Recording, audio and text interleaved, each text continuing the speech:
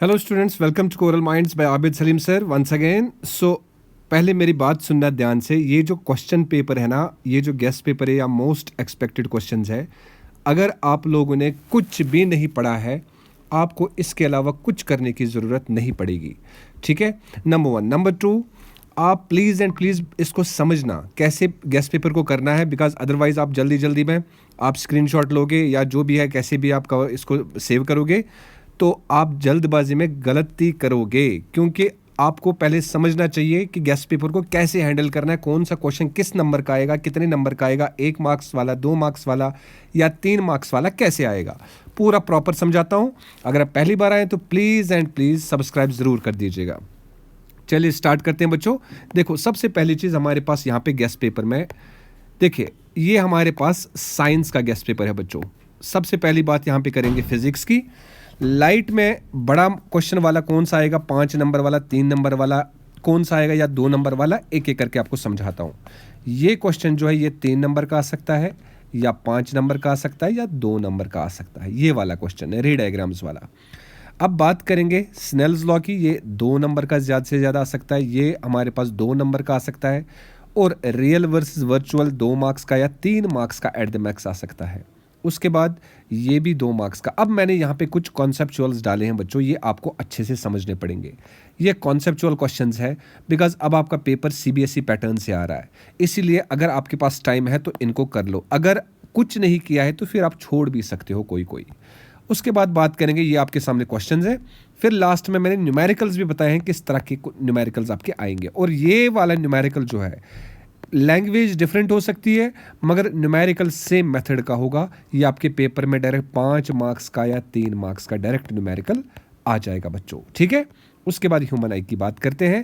Human आई में सबसे पहले आपके पास क्या है question, myopia and hypermetropia with correction. ये आपका डायरेक्ट 5 मार्क्स का बन सकता है या 3 मार्क्स का बन सकता है, मगर याद रखना करेक्शन के साथ, मतलब इसकी डायग्राम, रे डायग्राम प्रॉपर बनानी होगी बच्चों आपको। ठीक है, उसके बाद नेक्स्ट बात करते हैं, यहाँ पे ह्यूमन आई की लेबल डायग्राम बनानी है और साथ साथ में यहाँ पे मैंने कुछ कॉन्सेप्चुअल्स भी दिए हैं, आप जाके चेक कर सकते हो, अच्छे से कर लेना इनको। ठीक है, उसके बाद यहाँ पे इलेक्ट्रिसिटी की अगर बात करेंगे, वोल्ट मीटर वर्सेस एमीटर। उसके बाद यहाँ पे कुछ कॉन्सेप्चुअल्स है बच्चों, इनको ध्यान से समझ लो।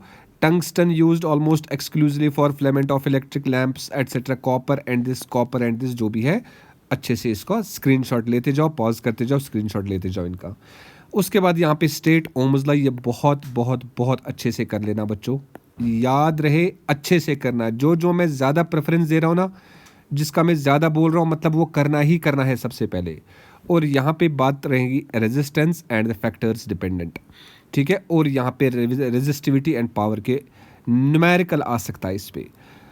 नेक्स्ट हम बात करेंगे मैग्नेटिक इफेक्ट्स ऑफ करंट की। तो यहाँ पे सोलेनॉइड क्या होता है, मैग्नेटिक फील्ड लाइंस इंटरसेक्ट क्यों नहीं करती है, properties of magnetic field lines, और साथ साथ में बार मैग्नेट वर्सेस इलेक्ट्रोमैग्नेट। जो मैं क्वेश्चंस बता रहा हूँ ये करने ही करने हैं पहले, याद रखना। और साथ में ये advantage of AC over DC. उसके बाद ये सारे कॉन्सेप्चुअल्स डाले हैं मैंने साथ साथ में। उसके बाद केमिस्ट्री की अगर बात करेंगे, यहाँ पे केमिस्ट्री में हमारे पास केमिकल रिएक्शंस एंड इक्वेशंस पहला चैप्टर है। ठीक है, इसमें ये वाला क्वेश्चन जो है अच्छे से करना विद एग्जांपल्स। ये बार बार मैं बोल रहा हूँ बच्चों, अच्छे से करना, बहुत अच्छे से करना। उसके बाद यहाँ पे इस तरह के क्वेश्चंस आ जाएंगे आपके पेपर में। ठीक है, नेक्स्ट उसके बाद यहाँ पे हम बात करेंगे, ये मैंने सारे कॉन्सेप्चुअल्स डाले, मतलब अगर आपने ये पेपर कर लिया ना, आपको कुछ और एक्स्ट्रा करने की ज़रूरत नहीं पड़ेगी। तो एसिड्स, बेसिस एंड साल्ट्स की बात करेंगे तो सबसे पहले केमिकल प्रॉपर्टीज़ इनकी, और यहाँ पे कुछ कॉन्सेप्चुअल्स फिर से डाले मैंने बिकॉज आपका पेपर सीबीएसई पैटर्न से आता है बच्चों।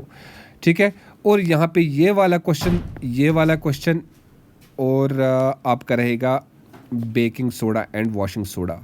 ये बहुत अच्छे से कर लेना बच्चों। ठीक है, उसके बाद हम बात करेंगे next carbon and it's compounds की अगर बात करेंगे तो हाइड्रोकार्बन, ये वाला क्वेश्चन इलेक्ट्रॉन डॉट स्ट्रक्चर बनाना पड़ेगा आपको, और साथ साथ में आपको यहाँ पे स्ट्रक्चरल आइसोमेरिज्म के बारे में पूछ सकते हैं ये। ठीक है, उसके बाद सोप्स वर्सेस डिटर्जेंट एंड ये वाला। नेक्स्ट हम बात करेंगे यहाँ पे, ये आप स्क्रीनशॉट ले सकते हो इनका, कोवेलेंट बॉन्ड वर्सेस आयनिक बॉन्ड्स। यहाँ पे हाइड्रोजनेशन और draw the structures for the following compounds, ये वाले क्वेश्चन है, ठीक है बच्चों।